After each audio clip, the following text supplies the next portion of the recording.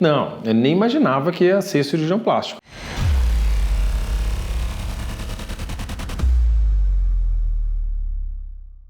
Quando eu larguei a engenharia e resolvi fazer medicina, eu não sabia que especialidade eu ia fazer, eu não tinha ideia. Eu não tenho médico na família, nunca tive influência externa por fazer uma ou outra especialidade. Então o que eu coloquei na minha cabeça? Como eu já entrei com 26 anos na faculdade de medicina, eu já era o mais velho da minha turma, inclusive, e o único que trabalhava naquela época, eu pensei, bom, eu vou estudar tudo primeiro, ver todas as matérias e ver o que eu gosto mais. Eu acho que a faculdade acaba tendo uma influência muito grande na decisão da gente pela especialidade. Por quê?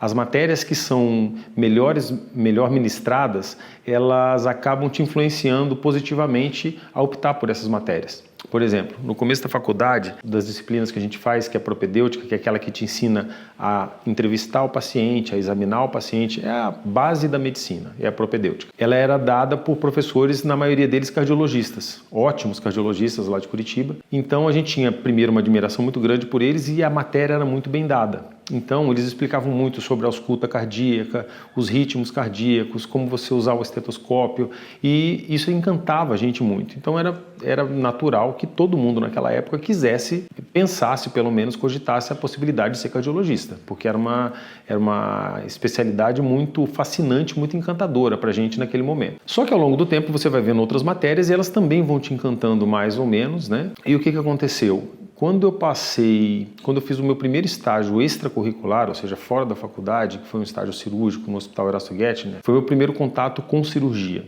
Eu estava muito ansioso para conhecer o ambiente cirúrgico, sempre tive muita curiosidade. E aí o que aconteceu? Nesse estágio, que é um estágio oncológico, são cirurgias muito pesadas, um ambiente pesado, tem oncologia desde pediátrica até todas as especialidades, gastros, cabeça e pescoço, ginecológica, lidando com pacientes com câncer em todos os estágios, né? Cirurgias muito grandes, muito extensas. Foi um estágio muito bom, porque era um estágio bem organizado do ponto de vista acadêmico. Você começava instrumentando a cirurgia, depois você passava para segunda auxiliar, primeira auxiliar, e tinha toda uma hierarquia que você ia conhecendo o ambiente cirúrgico e você ia se graduando na cirurgia, né? Você estava cada vez mais próximo do cirurgião principal, entendendo mais a cirurgia, ajudando cada vez mais. E foi um estágio muito legal, mas eu ainda queria ter contato com um ambiente de emergência, que era outra coisa que me fascinava, e eu não tinha. Lá eram pacientes que internavam para operar cirurgias eletivas, né, das cirurgias oncológicas, e aí depois eu fui para um estágio no Hospital do Trabalhador, que é o Hospital de Trauma da Universidade Federal do Paraná. Nesse hospital, realmente aí era pronto-socorro, chegava trauma o dia inteiro e a gente atendia, eram vários acadêmicos, lá tinha uma escala muito legal que fazia a gente trabalhar em vários dias da semana para não perder horário de aula, era muito bem montado. E nesse estágio, o que aconteceu? Na minha equipe especificamente, eu era o aluno que sempre pegava os traumas de face.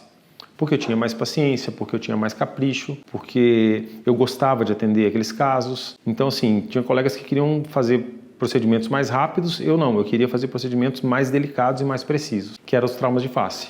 Então, era um corte de supercílio, orelha. Eu me lembro até hoje de uma paciente que sofreu um acidente automobilístico, teve uma lesão muito importante na orelha. Aí o chefe da cirurgia plástica do Hospital de Clínicas passou lá, ele viu, perguntou quem ia fazer a sutura, eu me prontifiquei e ele falou assim, olha, você vai montar esse quebra-cabeça aqui e semana que vem você volta no ambulatório para ver como é que ficou o seu trabalho. Eu fiquei todo empolgado.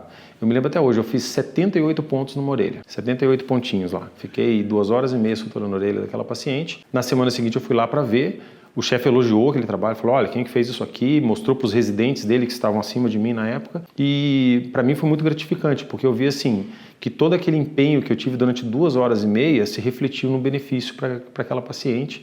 Ela ficou muito grata, né? Ficou muito satisfeita de ter reconstruído a orelha dela. E isso me motivou cada vez mais a trilhar por esse caminho. E foi nesse hospital que eles me convidaram para fundar a Liga de Cirurgia Plástica. O que era a Liga de Cirurgia Plástica? Era um grupo de alunos que acompanhavam a especialidade de cirurgia plástica nas cirurgias da cirurgia plástica. Então, os chefes da plástica chamavam a gente dividia os alunos e a gente acompanhava eles em todas as cirurgias. Cirurgia de mama, de abdômen, cirurgias reparadoras, cirurgias estéticas. E ali foi quando eu me encantei definitivamente pela cirurgia plástica, e foi quando eu defini que, olha, é essa especialidade que eu quero fazer, é aqui que eu me encontro e é aqui que eu quero ficar. Então foi nessa época, no final da faculdade, que eu me encontrei com a cirurgia plástica, né, que eu entendi que esse era o meu caminho, que era a especialidade que eu deveria seguir, que eu deveria trilhar, e foi a melhor escolha que eu fiz na vida, porque é nessa especialidade que eu encontrei o meu caminho e que eu achei uma forma